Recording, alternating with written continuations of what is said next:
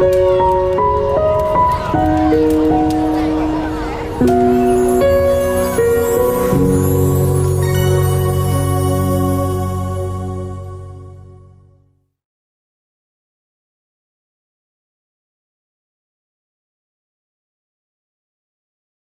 good afternoon, everyone. Welcome to the third session of Stone Soup Group's virtual parent conference for 2020.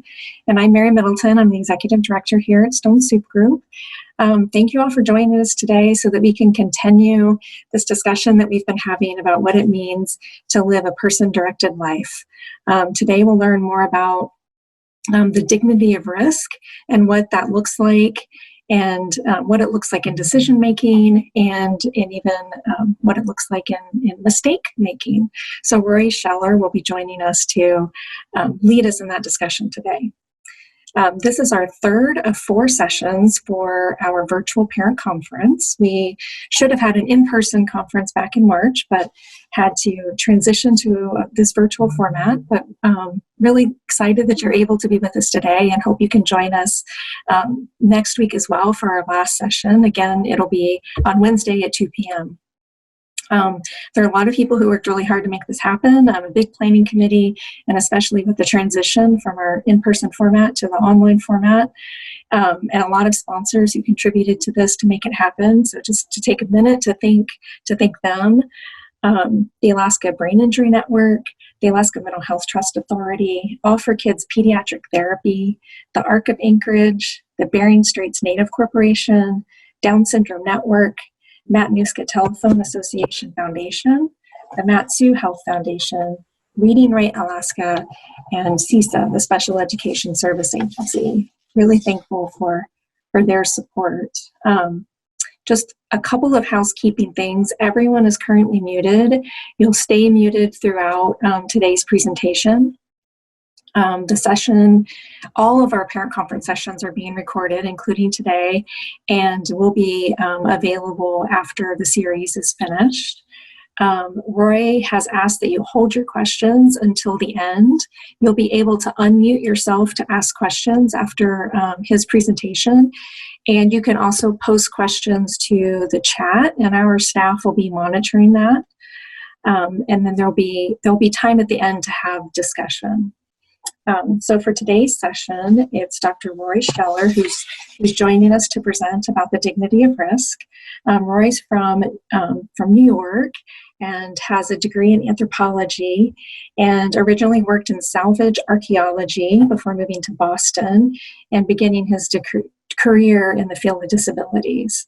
In 2010, he received his doctorate degree and did a doctoral dissertation on social capital and community volunteerism. It was in 1978 that he moved to Alaska and joined Hope Community Resources that very same year. And he played a key role there in helping to develop Hope's corporate culture and service delivery standards. Roy held many positions at Hope, starting in direct support, and eventually was Hope's executive director from 2014 to 2020. He was primarily involved in the internal management of the organization, as well as overseeing the growth and development of the agency on a state, national, and international level. Roy served as an adjunct professor with the Waterford Institute of Technology and Art in Ireland, and is also published in Practicing Anthropology. We're really excited to have Rory with us today, so welcome, and I'll turn it over to you. Thank you. Thank you, Mary, and thank the staff for Stone Group for helping me become more technology efficient today. The concept, there's 2 concepts that have been out there for a long time, probably my entire career.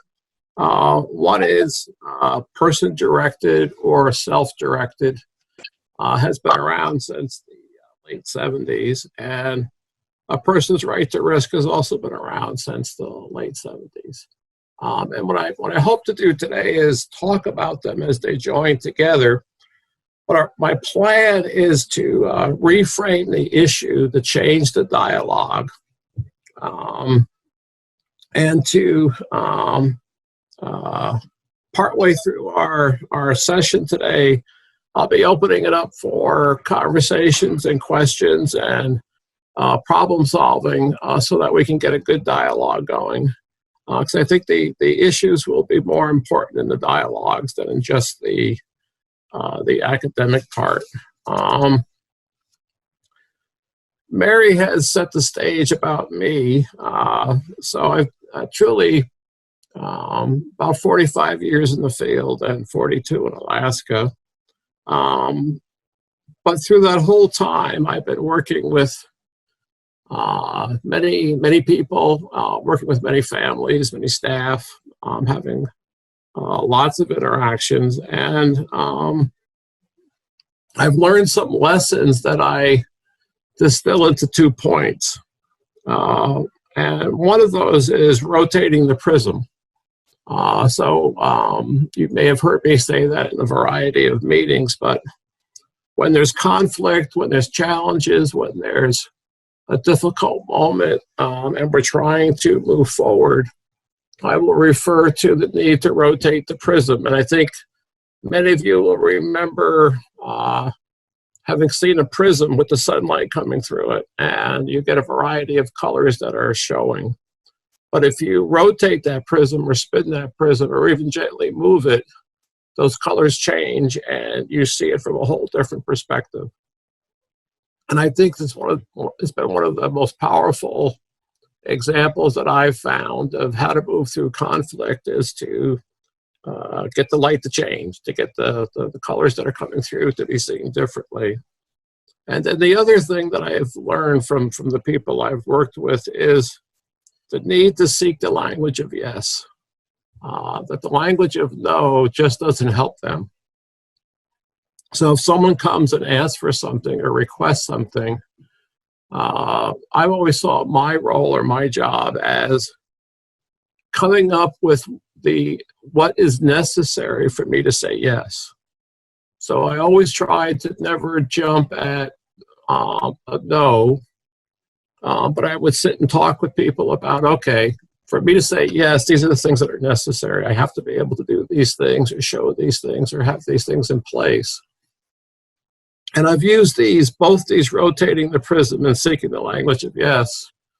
In the field of disabilities, I've also worked and been on boards of directors for senior programs and senior centers. And I found that they've been very helpful in those arenas, as well as my own personal family, having a daughter who moved through the teenage years. I found that seeking the language of yes probably challenged me more than anything else during those days. But as an example of what I'm referring to is a young man who 35 years ago used crutches, and doctors and many people wanted him to change over to a wheelchair. And he was pretty adamant in not doing so, that he saw those crutches as his last stance of being able to be more independent and to be able to self-direct. And so he struggled, and at the same time, he was living in an assisted living home, but he wanted to move to his own apartment. He had significant physical challenges, significant verbal challenges. He had some posture issues, so a number of things that he was working to overcome. But he was also a very fierce and powerful person in the sense of his own willpower. And so ultimately, after fighting it, he ended up using a wheelchair, and then was able to move from a manual chair to a power chair. And he was able to move into his own apartment. But some of the conditions necessary for him again, this would be back in the early 80s, would have been that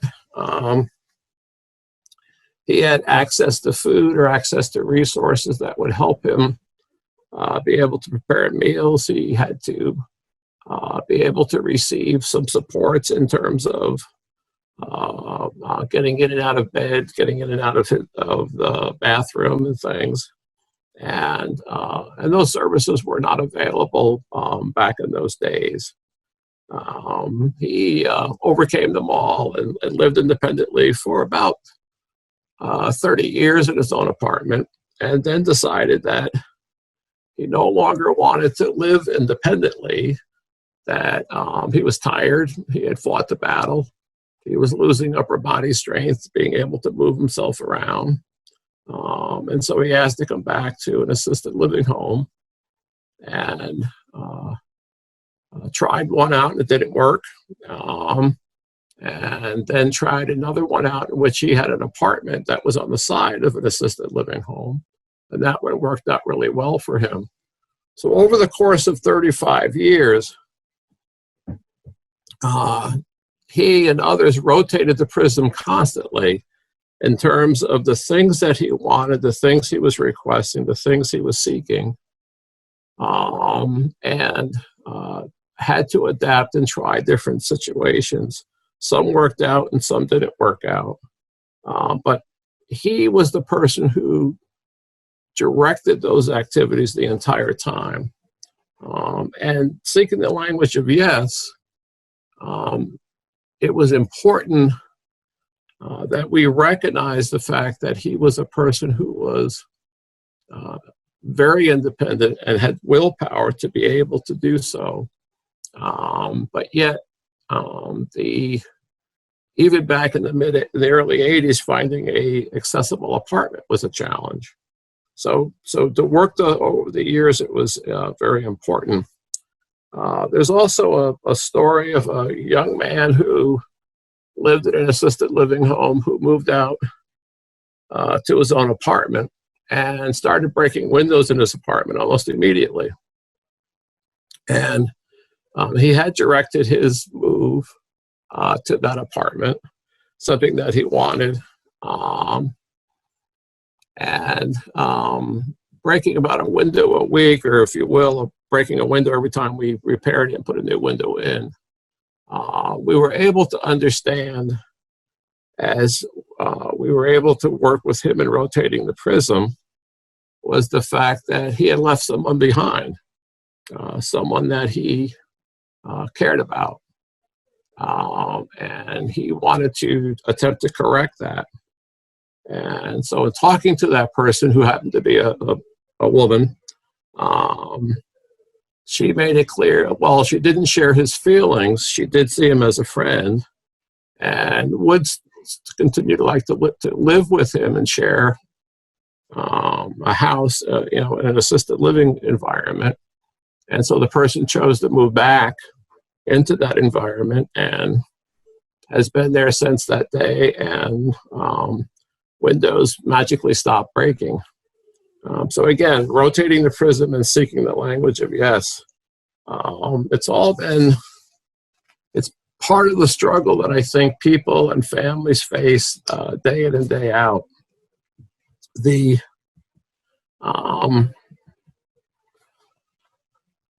I think it's important to, though, stop, and I know people have seen this today, but I think it's important to stop and review it again.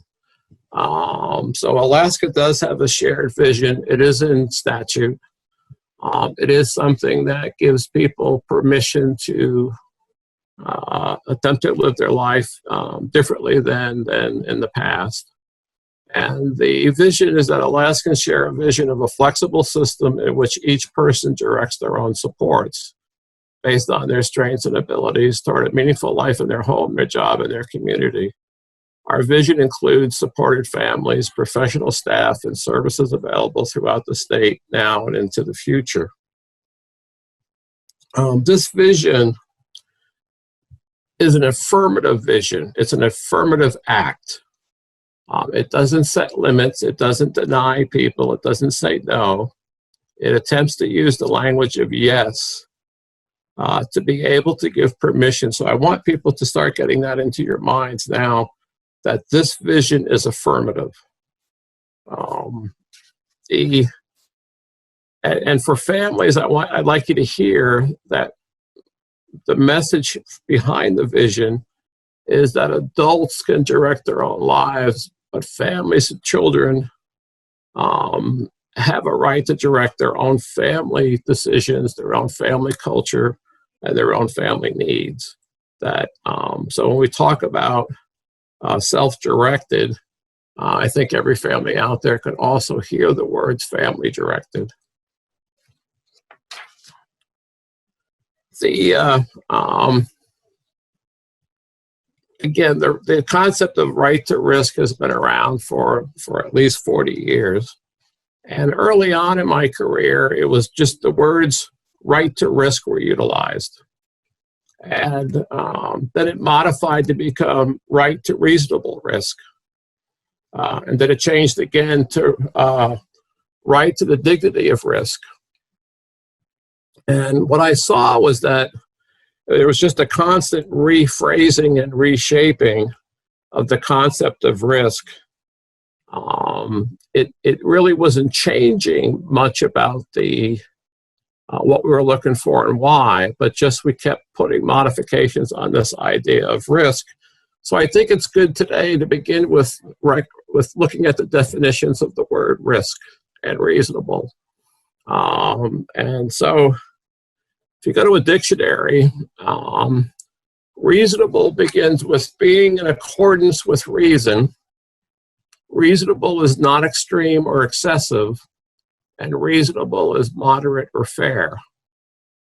And then under risk, you have the possibility of loss or injury, someone or something that creates a hazard, and something that will lose value or worth. And you can see that the definitions and even the phrase reasonable risk or right to dignity of risk implies limitations and implies a negative, that it's not affirmative. It's not like our concept of the shared culture, the shared vision. It begins to set limits in a person's life. Because when we think of risk, we think of risk-taking, we think of risk aversiveness, we think of risk avoidance, and we think of risk tolerance.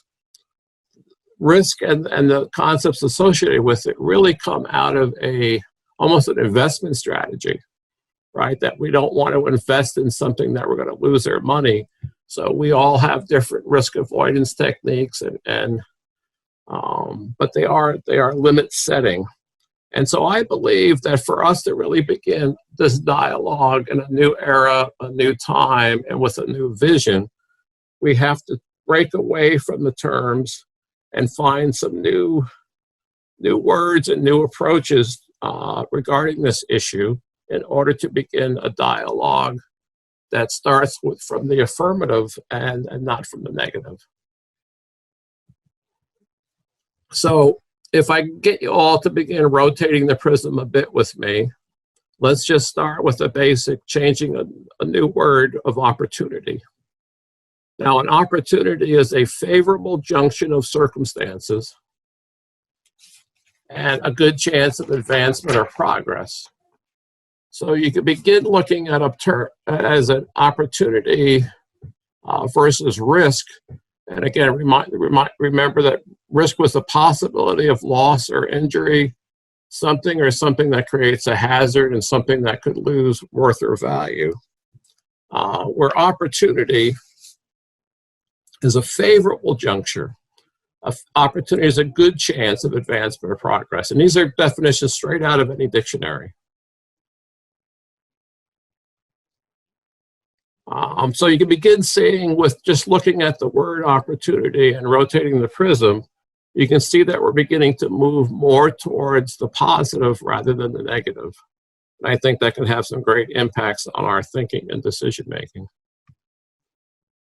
So again, rotating the prism a bit more, if we look at that opportunity, the word, and change it to a right to reasonable experiences and opportunities, we begin to see that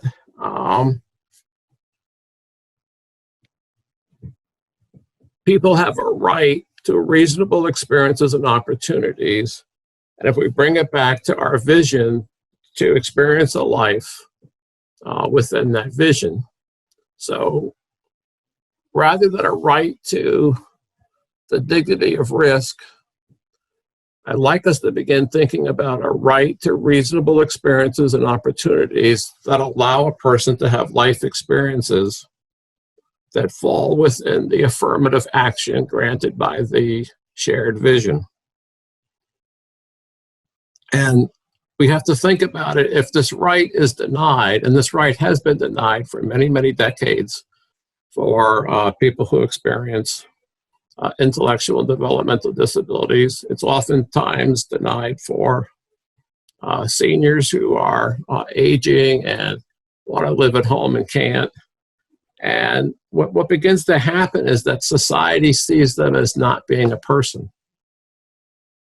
So when you are not living your life in the community and doing community activities, excuse me, and you are away or isolated from society, societies around the world begin to basically not see you. You become invisible.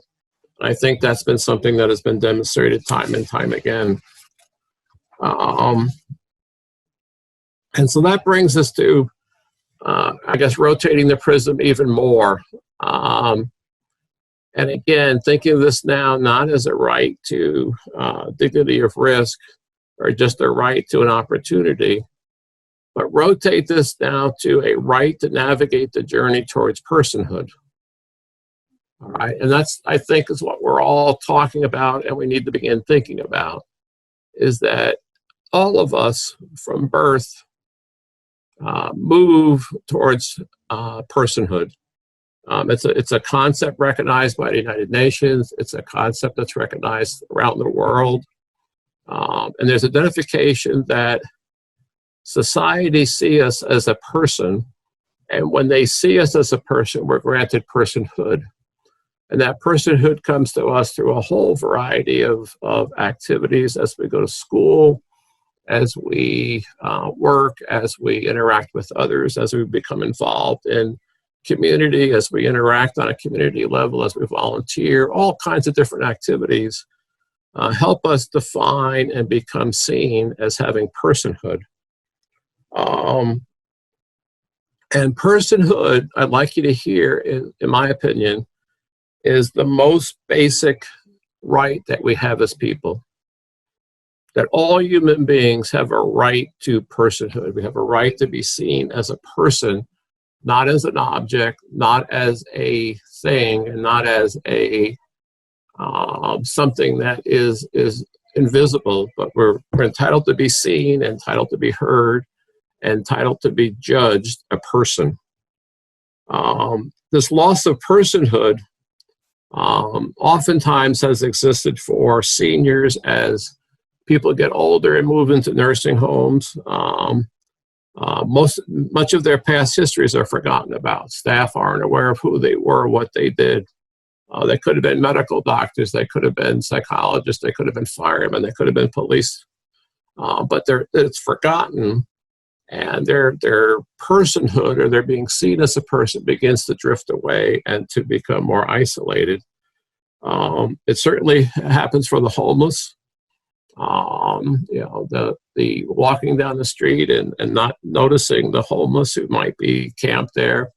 If a person is drinking and sleeping it off on a street corner, that person might be there most of the day with very little interactions or assistance.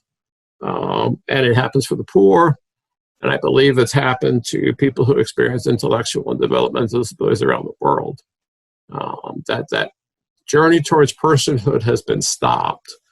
And so I'd like us to really begin thinking today about, it's not a right to reasonable risk, or it's not a right to a dignity of risk, okay? Because risk, again, is a limit-setting concept. That a person has a right to navigate the journey towards personhood. And this journey towards personhood requires a wide variety of interactions, a wide variety of activities and experiences. Some of those things will turn out good. Some of those things won't turn out so good.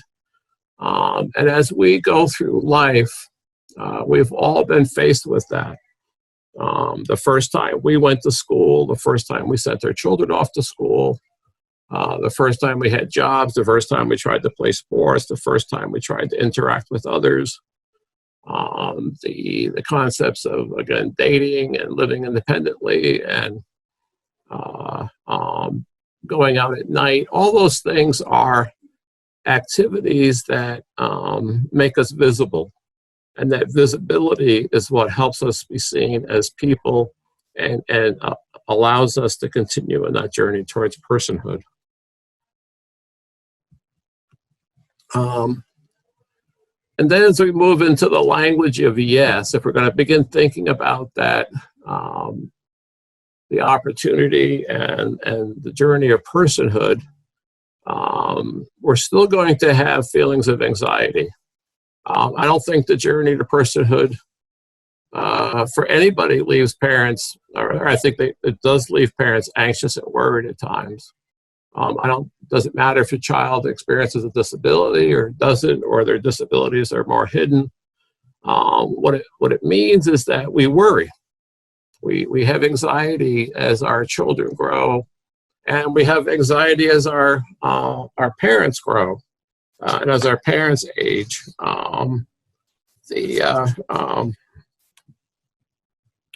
share with you my own mother, who recently passed away, but wanted to live independently, did not want to go to a nursing home, did not want to go to any type of assisted or supported environment. And so the question becomes, what were the conditions necessary for the language of yes? How could I take an affirmative approach to replace the language of no?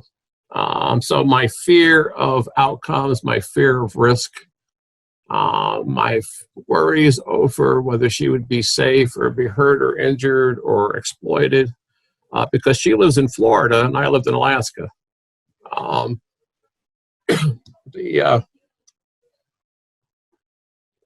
Excuse me, my voice. But what were the conditions necessary that would allow her to live independently? And so we talked and we looked at some things like technology. So there was a device that would tell me when she took her medications. And then as I found out, it would tell me when she opened the lid. It didn't actually tell me when she took the meds. That was something that we had to work on. There was a device that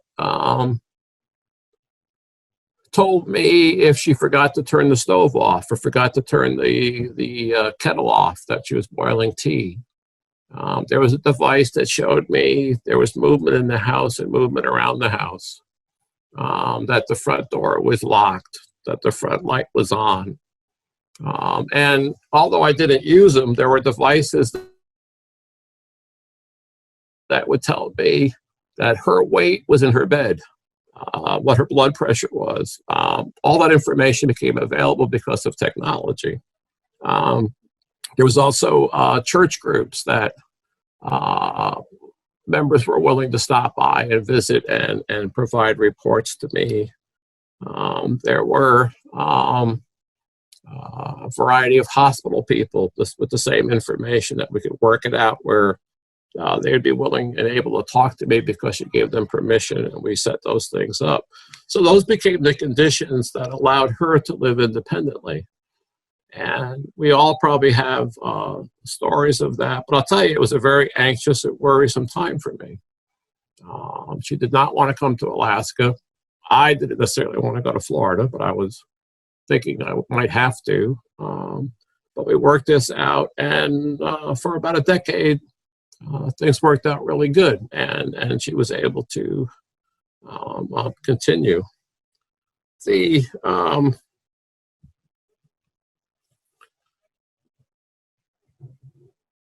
as the prism rotates, okay, and if you are willing, it moves us from a right to risk to a right to personhood, right? So then I would challenge all of us.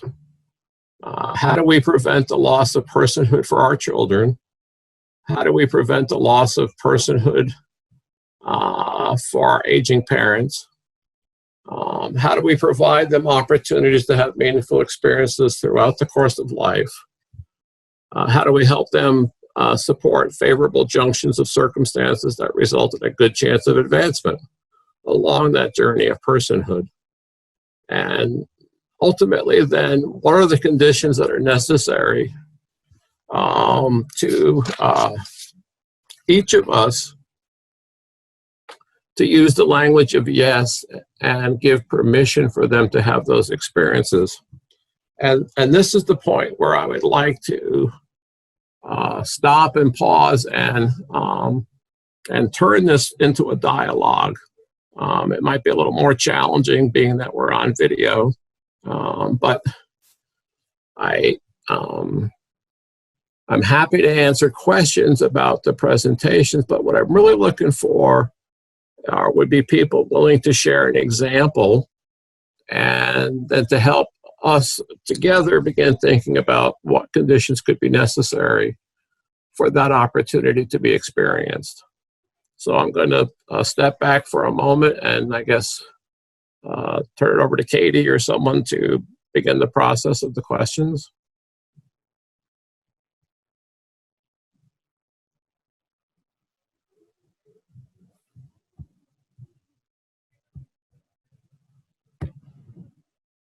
Whoop.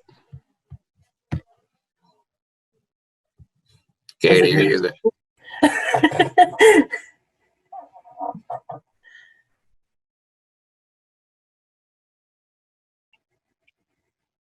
Or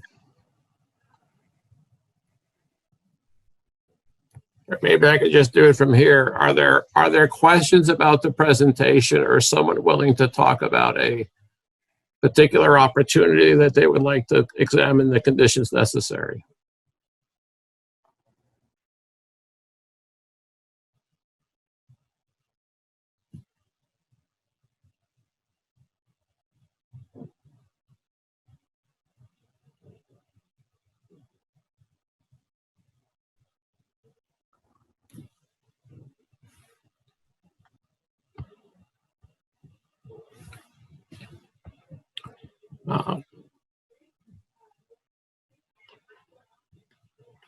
Katie, can you hear me? Yes. Is there a way for me to get back? There we go. So I see one chat. So it says, how do you get staff to buy in on this? I believe it's lots of dialogue, and I always approach it as a conflict resolution process. That I think when a person is seeking an experience, it's going to their first birthday party away from home, or playing at the playground, or walking to school alone, or spending some time outdoors independently. Those are moments where a person says, I want to experience this, and it does add to their personhood. Then if people are worried about the negative part, that this could happen, something bad could happen, I usually find going into some type of a conflict resolution process to be the best way of getting buy-in from all sides. Now, that conflict resolution process is the beginning of rotating the prism.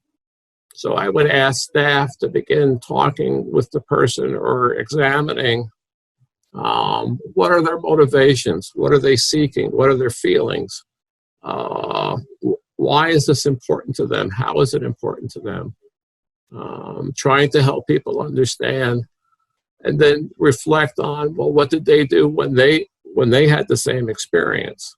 And many of us can do that. Many of us can think back about, well, the first time I walked to school, or the first time I rode my bike without training wheels, or the first time I played outside, the first time I met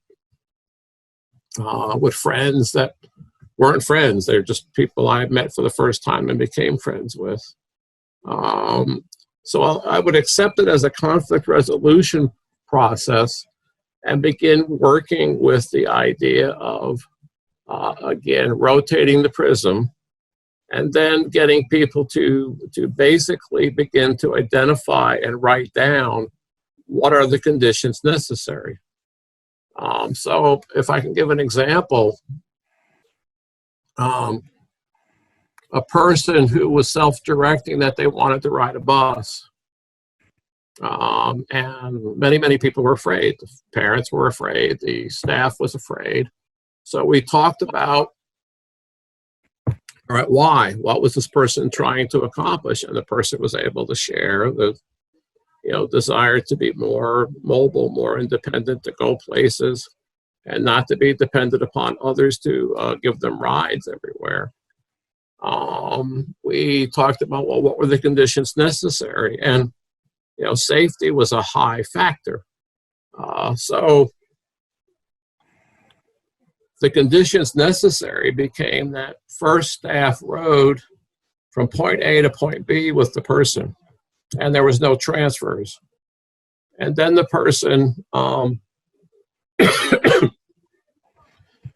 would go to point A and see the person get on the bus, then drive ahead and be at point B and see the person get off the bus. Okay, and had introduced the person to the bus driver and to some other people who were common riders on that route. Then the person would let the individual walk to the bus stop on their own, but would shadow them, would be in the background, not walking with them, but walking behind them. And they would gradually phase out to where they would just be waiting at the bus stop for that person to come in. And over the course of time, the person learned how to ride the bus. The issue of safety was it literally was able for people to accept the fact that in a very safe way, this person could experience and learn a new skill. And so I go back to conflict resolution and trying to help people work through the anxieties and the fears that are normally felt by everybody in these moments. So I have one hand up and one comment. The comment from Leslie is, I love the words rotating the prism. That is exactly what I needed to hear. I think sometimes we think we are stuck with what we decide on, but there really are a lot of choices out there. And then Tricia has their hand up.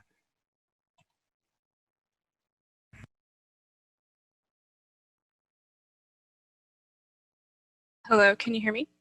Yes. Okay, so this probably kind of goes along the lines of the question that you just answered about getting staff to kind of buy into this concept. It seems like this is kind of going against the grain from a traditional parenting skill as well. And I feel like not only are these new concepts that are emerging are going against a traditional system that we're in, they're also going against, like, traditionally speaking, parenting skills with their kids. And that's sometimes kind of a challenge to work with families and getting them to see this opportunities for their kids. So what would you suggest are some kind of tips in working with families on trying to see them or show them a different way to do this, or to kind of provide these opportunities in this unique or different way approach? Hopefully I have found that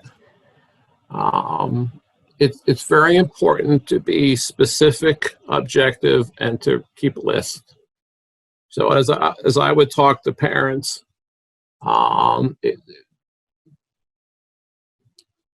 you begin asking questions about what is it that you fear, what is it that concerns you, what is it that you think could happen, and then begin developing a list of, well, how could we help prevent that? And so if I think in terms of, again, I can share a couple of stories. One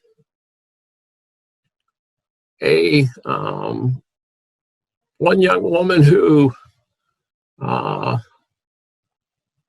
wanted to go to college out of state because all of her friends were going to college out of state. And she wasn't able to get into, the schools to be able to do so. And it was a very sad and hurtful thing for her to see her friends leaving where she couldn't. 3 of her friends, all at different places, agreed to host her as a visitor at different times while they were in their freshman year. And so the families talked about, again, making this list. Well, she can get lost on the plane, or she could get lost off the plane. Well, okay, we were able to identify that there were systems in the airports and the planes and the airlines that could do escorts, that could help a person move along from point A to point B, that would drop a person off only to another adult person on the other end. There were awareness of the parents of who the friends were and their comfort with the friends. And then there was an opportunity for the individual or herself to plan the trip, to save up money to take the trip. And she went on to do all 3 of those visits. And for her, got to understand what it was that her friends were doing and where they were going. There's another man who worked in a kitchen most of his life and got progressively more frustrated, more angry about always wearing an apron, always doing dishes, those kinds of things. And he had a dream of living independently, but in a rural Alaska. He wanted to live in a cabin. He wanted to, he had just a dream or a belief that he could live on his own in a cabin and survive. Now, again, lots of concerns, lots of worries, lots of fears that people had. And we, again, created that list of, okay, what are the things that could go wrong? And then countered it with a list of what are the things that would have to be necessary then to prevent that. And we were able to get the person a job at a remote lodge, and he had his own cabin at that remote lodge, but had daily contact with the lodge owners and had a job at the lodge in which people saw him every day. And he then had relationships with people around the area and helped them out and interacted with them and became a very important member of that particular community. But in both cases, I guess my advice would be that we stop the language of no, because the first responses in both the things that I described was a no. No, the person can't. And so all right, why are you saying no? What is it about this that worries you? What is it about this that you fear? What is it about you that, what's causing you the anxiety? And then the next step was, okay, what then would be necessary for you to not have that anxiety? And so I'm hoping I'm answering your question, but that's the heart of the process for me, is to again not start with a no, But to start with the yes. I can even my own daughter growing up and wanting to date, and how do you make that decision? How to be anxious, and trying to figure out strategies that would allow her to have those freedoms and me not to have the anxiety that I had as a father. They're all part of the same things that we experience as parents. And I guess my urging for people is to just begin first by not saying no, but ask yourself the question immediately: what are the conditions necessary for me to be able to say yes to this request for this person?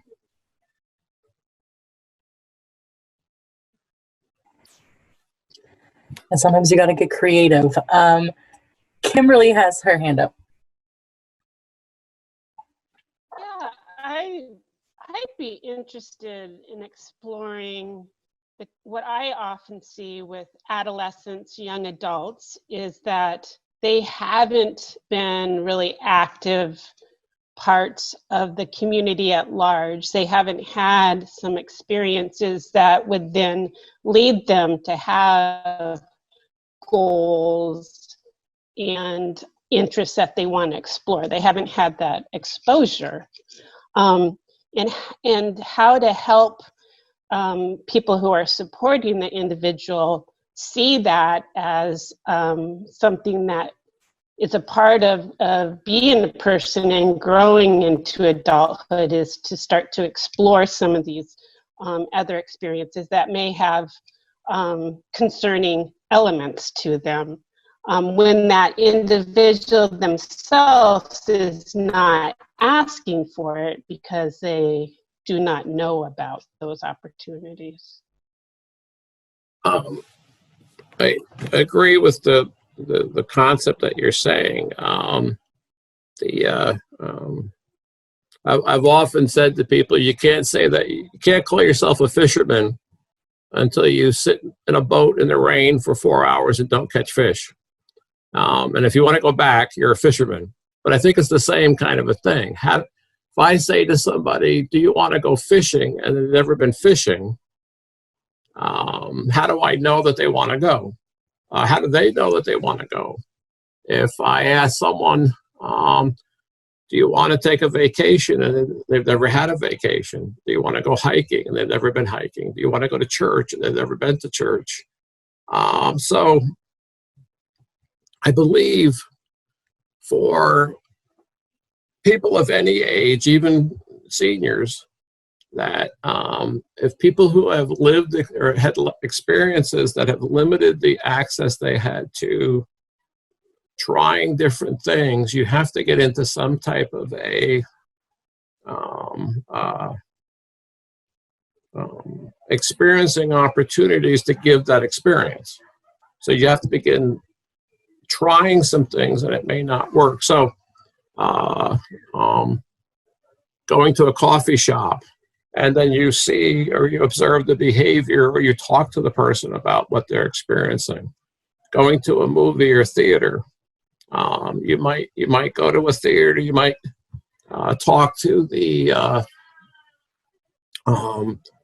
actors and the stage managers to show how a play operates and how trapdoors work and things like that. And the person begins to have an experience, and then you basically see whether they like it or not.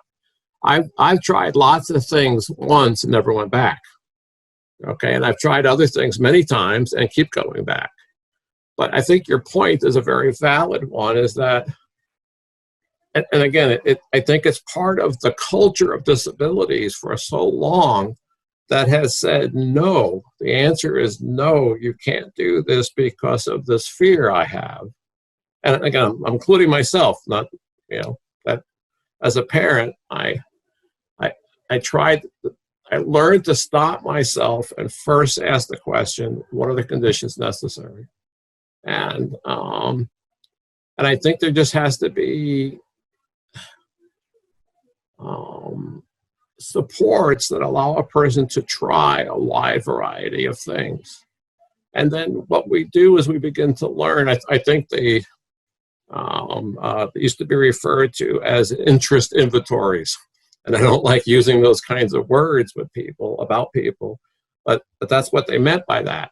Is they'd say, well, you have to develop an interest inventory for this person. So what are their interests?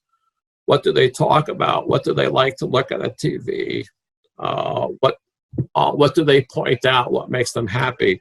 And so sometimes it's like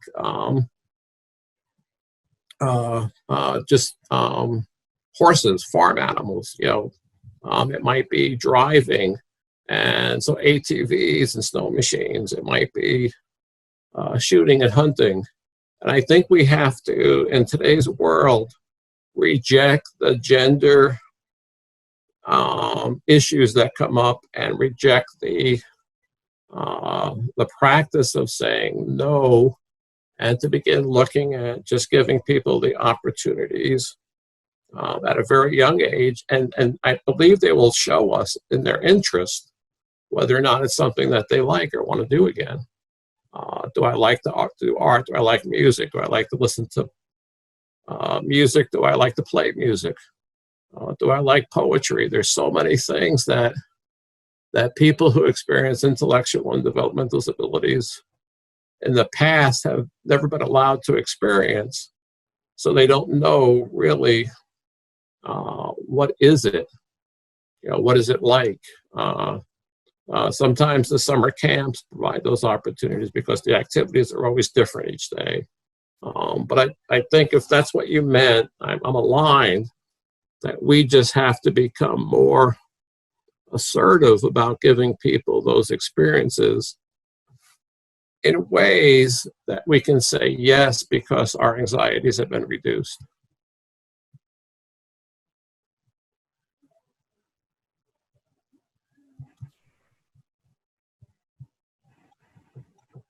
We have another question in the chat.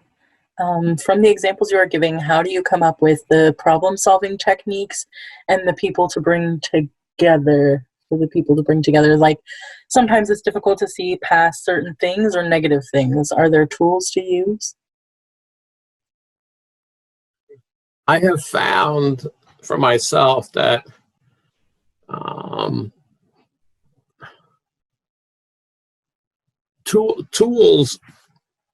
objective tools don't necessarily help. They usually hinder the dialogue because the person's filling out a form or filling out a report. And so again, what I would think is a more productive way maybe to help identify people in the family group or people in the neighborhood group or people in the agency or the organization who are active listeners, who can talk with somebody and begin to pick up on the things that interest them or the things that they like. They might be able to pick up on the things that are fearful or fearsome for somebody. And sometimes you really do hit a roadblock. I can just share a story of some staff who wanted to take an individual swimming and kept getting no's, but all they got into was a conflict of demanding to wanting to go, and the conflict of the guardian saying no. And then when we finally got people to sit down and talk and not have any tools, but just a very informal chat about why does this conflict exist, what we found out about is that the person had been abused once and taped into a wheelchair and put into a pool. And the guardian's fear that could happen again, the guardian's fear that could take place. So how do you then go from that fear to giving people an opportunity? Well, it would involve the guardian being present to be able to see and observe, and whether or not the person was going to be anxious or afraid of the water, or whether the person would have fun in the water. So I think the real tool is one in good old-fashioned informal dialogue. and being able, maybe the tool is asking the right questions, of having someone who has the skill and asking the questions that will help someone feel comfortable in saying what they're afraid of or what they really are seeking. Does that make sense to people?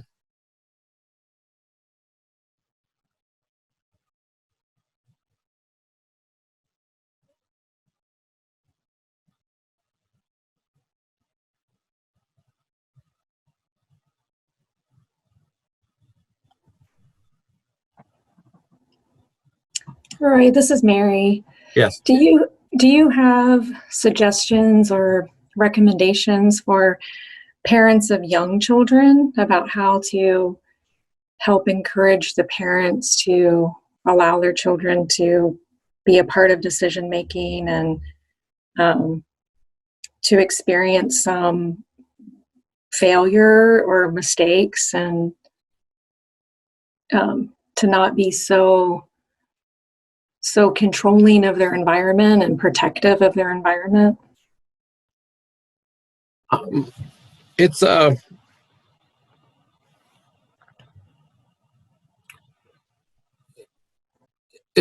significant challenge for people, and for many people. And so one approach could be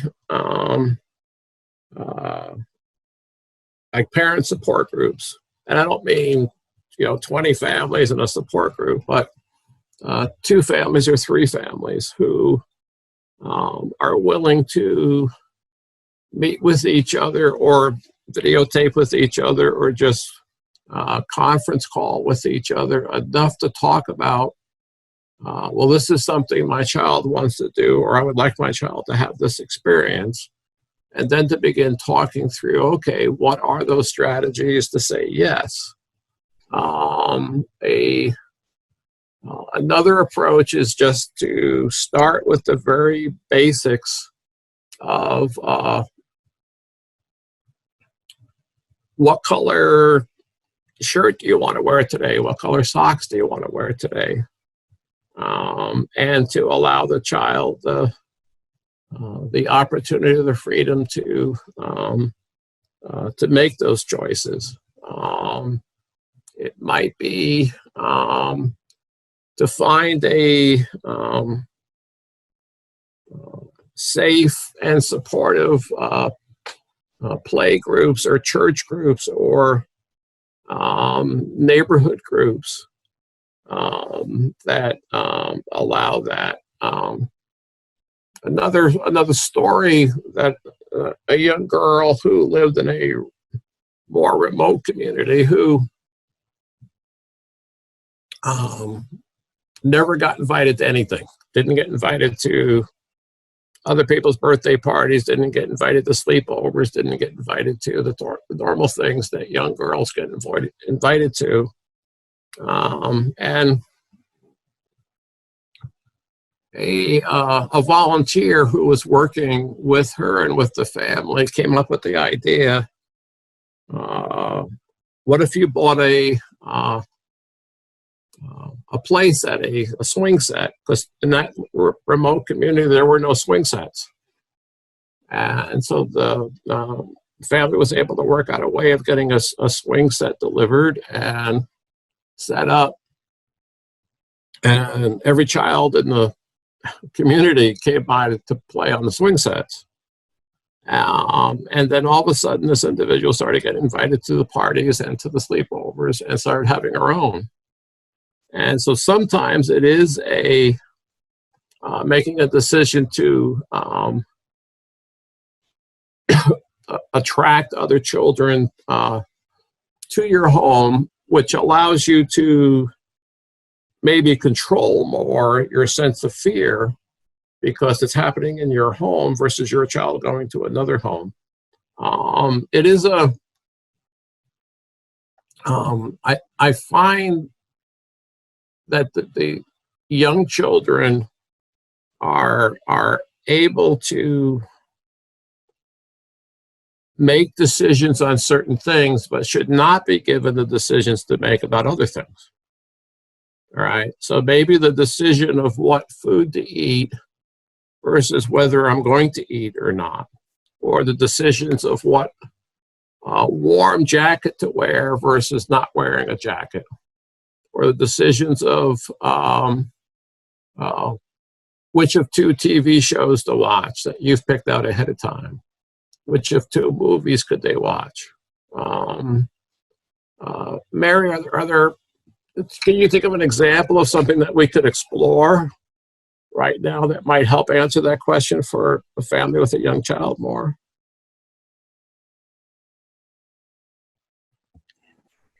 I didn't have anything specific. I was just thinking more about, you know, a lot of families really work hard to control their child's environment, right? To make it safe. A lot of young kids have really rigid routines, and, you know, so you're trying to prevent meltdowns, and you're trying to just kind of keep the peace in your house. I mean, I know that was true for me when my son was younger, and so I didn't always let him make a lot of decisions because I wanted control over what was happening so that we didn't have meltdowns, and you know, we were able to move from one thing to the next and kind of get through our day. But and I do think that is something that has to be part of the, if you will, the equation or part of the list. I think it's perfectly legitimate to have one of the conditions necessary is that we have to get through our day. You know, one of the conditions necessary for this to happen is that we have to be able to have a dinner at this time, and we have to have bedtime at this time. And one of the conditions necessary is that we can't have meltdowns. So I don't think that we exclude those, but we build them in and then begin problem solving. How do we address that? How do we fix that?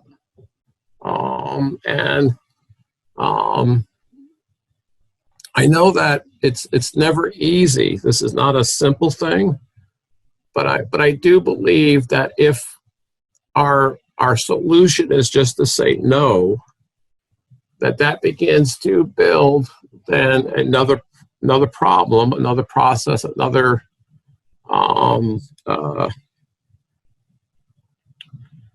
another challenge where the person is more isolated or has less experiences in making those choices. So it might just be that a person can handle one choice a day without there being a meltdown. And then after a long time, you go to 2 choices a day. But it is a very, it's very acceptable to put in as one of the conditions necessary that the family life has to be protected. I see there's some other chats coming up. Yeah, so there's a comment. I love this concept. It seems so simple to just shift to a yes mode from a no mode. But as a parent, we can sometimes be so fearful of the risk that we focus on that rather than the reward to the individual. These examples are so empowering to allow for choice and autonomy. Thank you for this mental shift.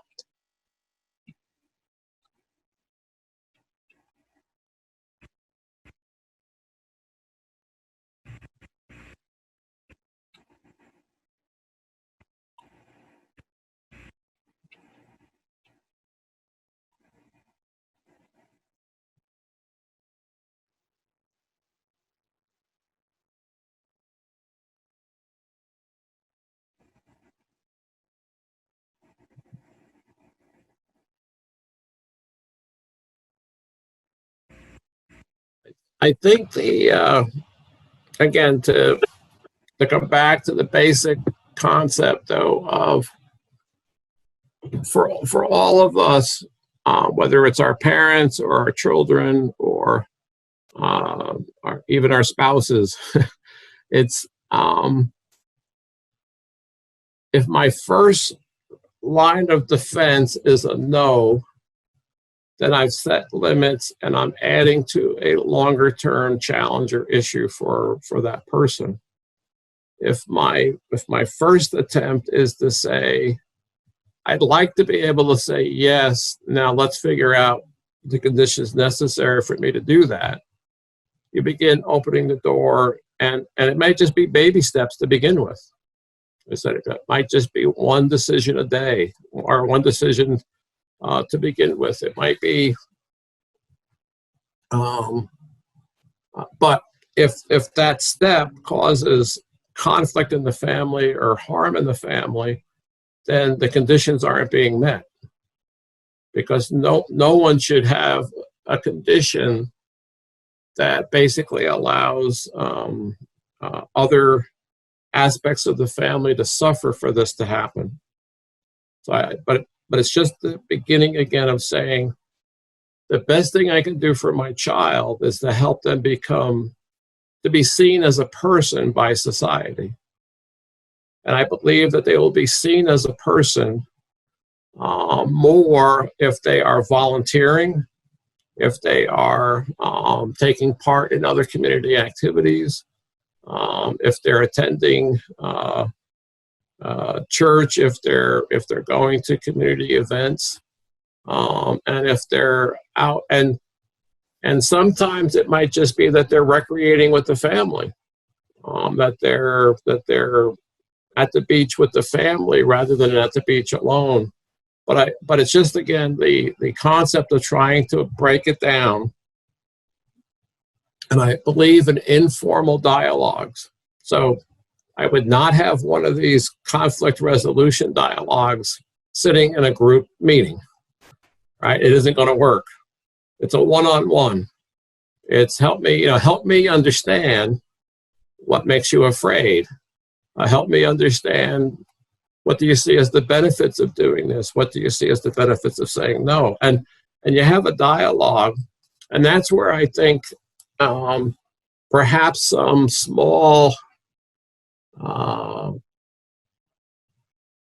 groups of families, maybe I said 2 or 3 at a time, who are helping each other, or maybe we just begin with 2 families that work together, they have the same age child, and they start having that conversation of what does this happen, and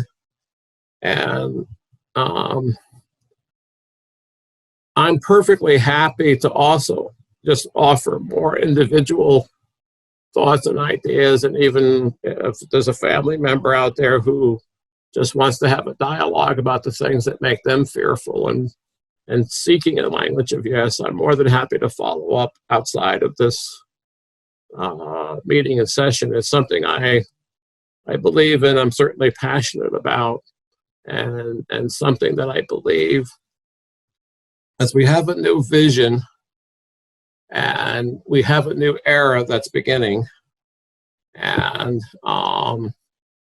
I think the opportunity is there now to stop this whole focus on risk and begin thinking about the focus on the opportunity and the focus on personhood. And so unless there's other questions or comments or something I can give some feedback on, I believe that would wrap up my presentation.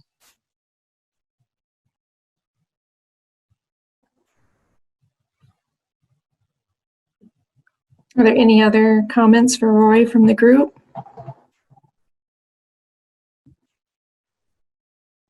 I just had a quick comment, Roy, about, Sure. You said talking with other families who have, children of similar age, and, finding that support. I think for us, when my son was really young, we were really new to Alaska and didn't know a lot of other families, but my mom was here. And so grandma says yes to everything, right? And that was sort of what helped us learn to not say no to everything, right? And not be so protective. It's like, well, like if grandma's willing to let him do it, then maybe we should give it a try. But having that outside, voice support does make a difference. You know, if someone else thinks it might be okay, then you can kind of reconsider. And if grandma thinks that it would be safe, maybe it is worth giving it a try. Or letting her deal with the consequences if it doesn't work out. Yeah. No, it's and again, I think what you're describing when you first come up to Alaska, there certainly was a time not too far in the past where there was very little supports for anybody. Now there's the Stone Soup Group is there, and there's agencies, and there's camps and processes, and certainly not a lot, I'm not trying to say that everything's good and perfect out there, but even some faith-based groups and stuff where people are willing to basically provide that support, so a family can reach out to someone they trust. And I think that's probably the most important part. The family has to socially trust whoever it is that they're working with, and to be able to have that dialogue. But I hear you. There's nothing worse than moving into an area, being brand new yourself, not having social connections and contacts, and trying to make those decisions. Yeah, it's not easy, but it does pay off. So, you know, I mean, personally, you know, my son's almost 25 now, but he's learned how to make decisions, and some of them weren't great decisions along the way, but he's figured it out, and, you know, is doing pretty well now. So some of the rough times were worth it to have the independence now, right? I know for my own daughter as a teenager, I had taught my dog, a lab, sign language, where he would bark once on one sign and bark two on another sign. And so I always got her to ask the dog if she could do something or not do something. And the dog would say one bark or two barks based on the sign I was given. And I got away with that for a while. Okay. Well, thank you, Roy. Really appreciated the conversation today. And there are folks in the chat asking for your email if they want to follow up with you. Are you okay with us sharing that? Yeah. You have the rscheller@hopealaska.org. Okay. And we can also, we can share that afterwards with the group, and we will be sending out an evaluation. So I really would appreciate folks filling that out. Helps us to continue to do this and to make improvements. This is still new to us, learning how to do this online and provide virtual trainings for you. So really do appreciate your feedback and your comments so that we can continue to improve this going forward. We will meet one more time next Wednesday at 2 o'clock, and next Wednesday's presentation will be Yari Walker, and to talk more about culture and how that affects how we lead person-directed lives. So if there are no other questions, I think that'll wrap it up for today. Thanks again, Roy. Really appreciate you being here. Thank you, everybody. Have a good day. Yeah.